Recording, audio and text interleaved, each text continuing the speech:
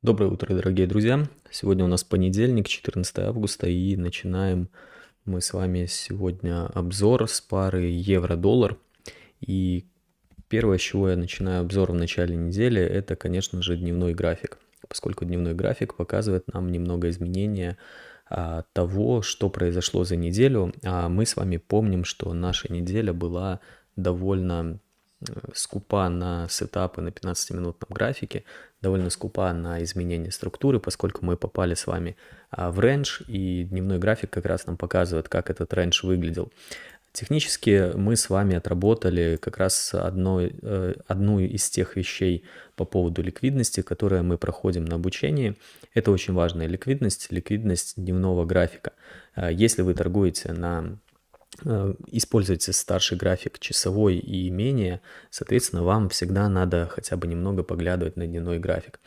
Смотреть, как мы взаимодействуем с хаями предыдущих свечей. Соответственно, мы с вами видим данная свеча, которая была у нас в четверг, она у нас сняла ликвидность, которую мы рисовали, получается, даже больше, чем неделю, с предыдущей пятницы, даже 2 недели, получается, да, то есть у нас рисовалась 2 недели ликвидность, мы ее забрали, это показывало очень сильную реакцию, это вызвало очень сильную реакцию на шорт, то есть мы технически закрылись, поднялись выше и показали сразу же закрытие обратно.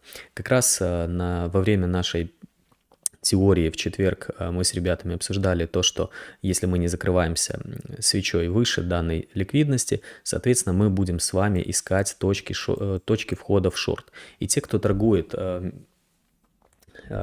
пошире, больше, держа свои сделки больше, чем один день, не так, как я там в лондонскую сессию минут 30 подержал и дальше, могли открывать позицию в шорт и держать свои цели непосредственно до уровня 1.09105. Здесь ничего сложного, здесь самая обычная ликвидность, которую мы забираем и получаем точку входа. Точку входа как раз есть у нас видео на YouTube-канале, как искать точку входа, там был похожий сетап. Соответственно, мы имеем 3 свечи, которые движутся вниз, но данные свечи на данный момент не забрали ликвидность снизу, извиняюсь. То есть мы забрали ликвидность сверху, и поэтому сейчас мы должны спускаться вниз. Первая цель у нас находится на данном уровне. То есть это наша свеча, которая была у нас, получается, когда во вторник. Во вторник. И здесь у нас дальше есть свеча, которая была снова в четверг. Соответственно, в моем понимании мы стремимся дальше, спускаемся ниже, поскольку у нас дневной график имеет, получается, лой здесь, хай здесь. Здесь у нас есть первый правильный откат. Мы его взяли и спустились ниже. Точку входа нам не дали, по-моему, мы здесь закрылись как раз телом, поэтому даже ее не рассматривали. Соответственно, движение вниз обусловлено до нашего ордер-блока. И, соответственно, если вы торгуете там сделки раз в неделю, раз, 2-3 раза в месяц, соответственно, используя дневной график как старший таймфрейм, вы имели возможность в данной зоне как раз найти точку входа. Именно вот здесь для того, чтобы прийти непосредственно к нашему первому ордер-блоку. И технически у нас получается 19 июля, 14 августа, практически за месяц вы получаете свою сделку. Да, это долгосрок, но также люди торгуют. Итак, соответственно, мы сейчас по дневному графику ожидаем движения цены до нашего первого правильного ордер-блока, который находится на уровне 9006. Вот так. Итак, переходим на 15-минутный график. То есть на данный момент у нас дневной график выглядит полностью в шорт, что и подтверждает наш 15 минут. Также данный шорт мы видим и на 15 минутах. Соответственно, мы с вами имели очень большое накопление с 28 июля, с 28 июля мы имеем нисходящую структуру, то есть вот наша верхняя точка, здесь наша нижняя точка. Мы получили тот самый свип, и в этом свипе, получается, у нас был выход из свипа, возврат обратно, и если вы торгуете американскую сессию, как раз здесь для вас была точка входа в лонг.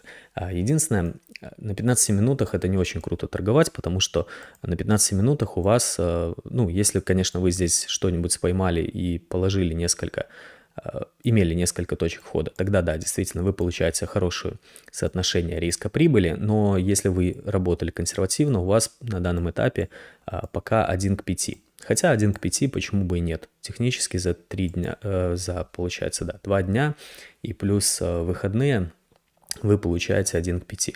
Спокойно, без всякой нервотрепки и с хорошими, аккуратными движениями. Так, единственная торговая сессия включим. Соответственно, что мы видим с вами сегодня? Какой у нас план? На данном этапе мы остановились возле нашего ордер-блока.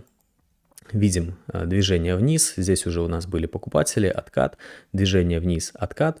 И у нас во внутренней структуре пробит первый правильный откат.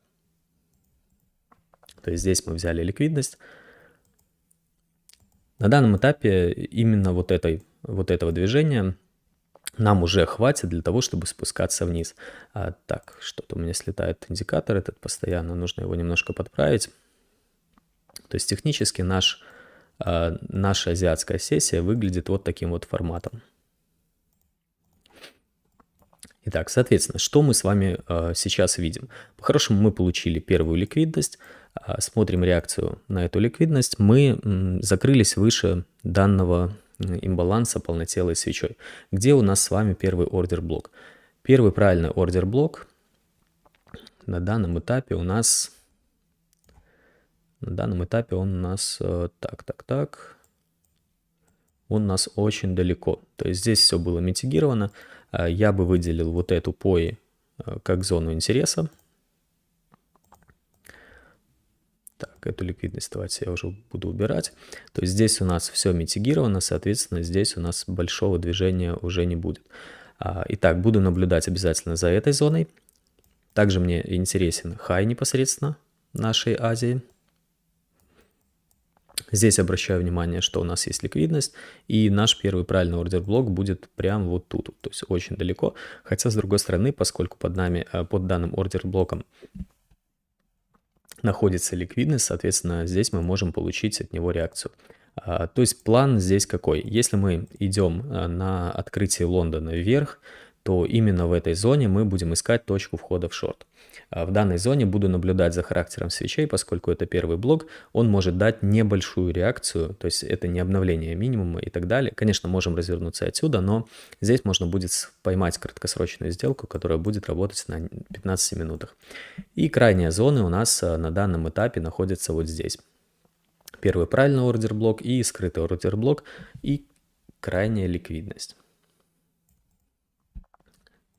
Вот, поэтому план у нас сейчас такой, то есть если мы проваливаемся дальше, будем уже по ходу движения искать откаты и на откатах работать дальше. Помним, что у нас сейчас под нами ликвидность, которая дала какую-то реакцию, но реакция на самом деле не очень большая. Не уверен, что данная реакция позволит нам пойти выше, поскольку уже вот на этой свече, если мы здесь не развернулись дальше, вот этот перевернутый молот, то есть на откатах после вот этой свечи, если бы мы пошли выше, мы бы говорили о том, что действительно у нас идет разворот и можно искать цену, ждать цену немного выше. Но на данном этапе мы все спускаемся ниже, ниже, у нас получается с вами уже пробит минимум предыдущего дня. Хотелось бы, конечно, посмотреть что-нибудь, свипнуть Азию, либо откатиться на Азии к крайней какой-нибудь ликвидности, откуда можно пойти в шорт. Поэтому настроение пока шортовое, цели на самом деле у нас довольно интересные. Это уровень 1.09008. Итак, идем дальше. Также, поскольку многие из вас торгуют не так, как я на 15 минутах, немного шире, я решил рассматривать некоторые графики уже как старший таймфрейм часовой. Поскольку часовой график немного чище, чем 15-минутный, меньше шума, и здесь точки входа можно делать внутри дня, не привязываясь к торговым сессиям. Поэтому я в ближайшее время сделаю несколько графиков, размечу полностью структуру на одном часе, и мы уже дальше будем смотреть, как это будет выглядеть и как это торгуется. Повторюсь, у вас не факт, что будет каждый день по сделке на таком графике, но в любом случае вы будете видеть график четче и иметь шире точку входа. Какая стратегия при работе на данном графике? На данном графике вам необходимо выставлять несколько будильников, да, то есть вот у нас есть крайняя зона, допустим, у нас был босс, здесь мы выставляем будильник, правая кнопка мыши и выставить будильник, да, то есть нижняя точка выставить будильник и главная зона. Какая у нас главная зона сейчас есть по нашему фунту? На фунте у нас есть ордер блок.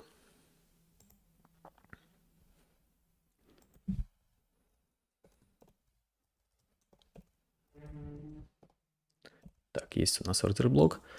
Дальше у нас есть зона, где мы будем смотреть с вами пробой, то есть мы пока находимся в нисходящем движении, все у нас говорит за то, что у нас будет дальнейший шорт, мы с вами получили свип, на свипе был откат, и на откате уже имелась точка входа.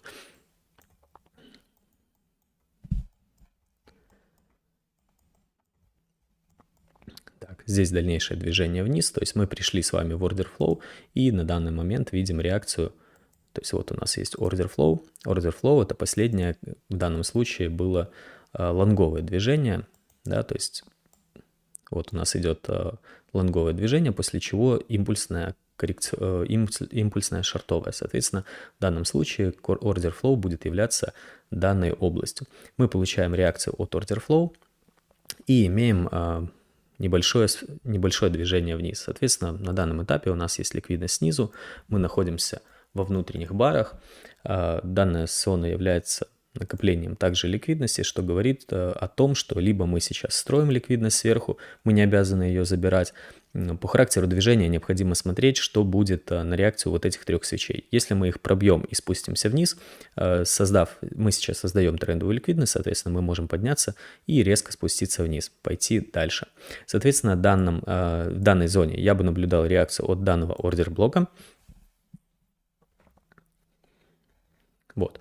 И также посмотрел бы, если мы сделаем свип данной ликвидности, можно на младшем таймфрейме поискать сетап на шорт до ближайшей ликвидности, то есть до вот этой черной свечи, до хая черной свечи. Соответственно, здесь у нас необходимо обратить внимание на также пои. Вот у нас эта зона. В ней мы тоже можем получить какую-нибудь реакцию. Но пока фунт падает, фунт собрал ликвидность, остановился, сделал откат, то есть данная ликвидность отработала. Ниже у нас особо зон нет, поэтому можем спокойно односвечно падать. У нас здесь, единственное, да, вход перед пой у нас будет ближайшей ликвидностью. Пока на фунте явной точки входа нет, идем дальше. Также попросили рассмотреть US30, если у вас есть интерес к каким-то парам, индексам, не знаю, монетам на криптовалюте, пишите, пожалуйста, в обзоре, в комментариях под данным обзором. Я буду читать, смотреть и, если будет время, буду дополнительно выкладывать, рассказывать. Итак, у нас US30 1 час. Здесь очень интересная ситуация, на самом деле. Если бы вы знали, как рисовать правильную структуру, вы бы обязательно здесь поймали очень неплохую сделку.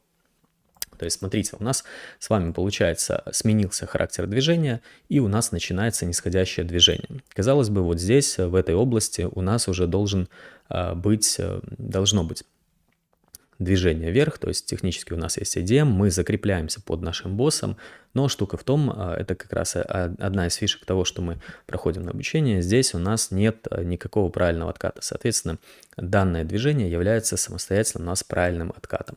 И мы с вами забираем инженерную ликвидность на новостном движении и уходим в шорт. Соответственно, если вы торгуете на старших графиках, вы имеете возможность с консервативным стопом от инженерной ликвидности работать в шорт.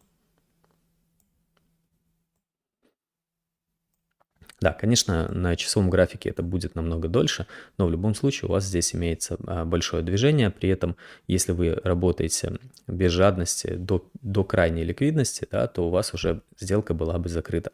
Соответственно, на данном этапе у нас есть реакция от нашего ордер блока, который, возможно, в дальнейшем будет являться у нас старшим.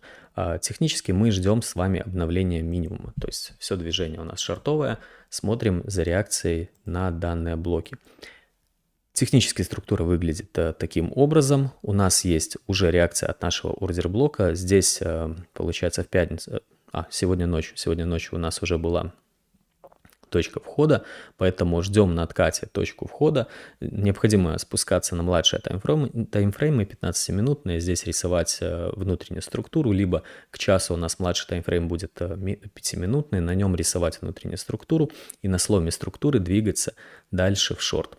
Технически ситуация у нас такая. Конечно, немножко меня смущает вот эти вот засвипы. То есть у нас есть пои, в которой у нас мы сняли ликвидность и дали большую реакцию вверх. Однако, поскольку мы получили реакцию от ордер-блока, который является главным на старшем таймфрейме, здесь у нас есть большая вероятность дальнейшего продолжения снижения. Помним про то, что у нас данный инструмент будет очень сильно работать именно на американской сессии, поэтому сейчас он будет менее волатилен. Ближе к американской сессии необходимо еще раз посмотреть, что будет происходить, и, возможно, нам как раз на Америке дадут хорошую точку входа. Так, дальше биткоин. Биткоин как раз пошел, да, супер, прям идеально пошел по нашему пути. Мы получили с вами снятие ликвидности, как и предполагалось, и сейчас видим реакцию. Видим хороший пин-бар, это у нас как раз Азия. Азия дает хорошее движение на биткоине, и плюс Америка дает очень хорошее движение на биткоине. Соответственно, в данном случае нам необходимо на младшем таймфрейме уже искать точку входа. Вот наша зона, в которой можно получить точку входа для лонг-позиции. Соответственно, сценарий пока у нас не изменился. То, что мы с вами рисовали в пятницу, у нас сейчас будет сейчас мы планируем к отработке. Соответственно, у нас есть тень свечи. Смотрим за реакцией в ближайшие часы. Возможно, ее дадут сегодня, возможно, ее дадут в ближайшие дни. Необходимо посмотреть новости. И по биткоину можно входить в позицию. Ну и последнее это золото. По золоту пока я буду также показывать 15-минутный график. Посмотрю, как он отрабатывает на часе. Если честно, не особо помню, как золото на часе отрабатывает. Хотя, если увижу хорошие сигналы по золоту на часе, как раз буду сам торговать золото, поскольку у меня очень большой спред на золоте. Вот, и 15-минутный таймфрейм не особо подходит мне для торговли по золоту. Хотя золото дает иногда очень крутые реакции. Итак, что у нас есть? У нас с вами есть пробой нашего босса, однако у нас пока нет закрепа. Соответственно, данную зону мы отвечаем как снятие ликвидности на данном этапе. И что мы видим? Технически мы с вами отработали от поя 15-минутного таймфрейма. Это была крайняя зона, да, то есть технически это была крайняя зона. У нас было с вами две зоны, старшая, скрытая зона, и, почему я здесь отметил поя, это же ордер-блок. У нас был ордер-блок и пояс старшего таймфрейма. Эти зоны могут отработать, каждая из них 50 на 50, соответственно, мы получили реакцию от первой зоны, получили подтверждение и спустились в шорт. Вообще идеальный сетап, здесь как раз была отработка очень хорошая нашей точки входа, прям супер идеальное место для супер крутого входа. Если вы его поймали, вы огромный молодец. Соответственно, здесь мы сейчас не получили никакого подтверждения, ждем дальнейшую реакцию. У нас есть IDM, то есть мы строим внутреннюю структуру. Что по данной внутренней структуре у нас с вами есть? Технически у нас с вами есть данный ордер-блок. Так, он уже митигирован, соответственно, у нас с вами есть вот это вот POI. Так, у нас есть POI. У нас здесь тоже ничего нет. Данный ордер-блок. Ну, фактически, да. Фактически у нас кроме... То есть у нас вот здесь был ордер-блок, от которого мы уже получили реакцию. Будем смотреть за реакцией данного блока, но поскольку мы уже 2 раза его коснулись, плюс у нас сверху куча ликвидности, мы в начале торгового дня можем увидеть все-таки движение по золоту вверх до нашей пои. Здесь увидеть снятие данной ликвидности, это очень сильно нас сейчас интересует. Так, также здесь я не открыл. Угу. Вот, соответственно, посмотрим, как у нас работает High Азия. Мы будем снимать эту ликвидность, и после чего на данном этапе ожидается все-таки движение вниз. Хотя мы помним, что у нас с вами строится огромная ликвидность сверху, и данного движения вниз нам могут уже и не дать. Технически у нас очень хорошая трендовая линия. Как раз мы видим, что мы находимся плюс-минус рядом с этой трендовой линией, и пробой нашей пои позволит нам рассматривать точки входа в лонг. Соответственно, если вы сейчас прям супер настроены шортить по золоту, будьте осторожны. Технически, да, технически мы находимся с вами в шортовой зоне.